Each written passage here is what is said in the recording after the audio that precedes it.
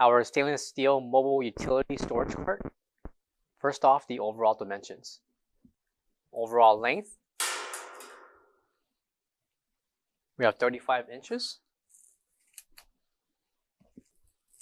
And the height, we have at least 36 3/4 inches.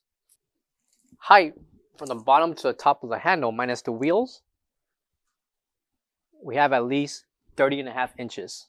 And the measurement, without the wheels to the top of the shelf, we have 24 15/16. The thickness for each of the shelf, we have 1 1/4 inches. And the depth, we're looking at least 19 3/4 inches.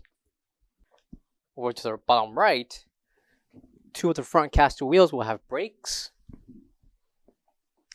That way, either for easy mobility or you want to lock in place, brakes in the front. For more information on this product, visit our website or give us a call so we can assist. Thank you.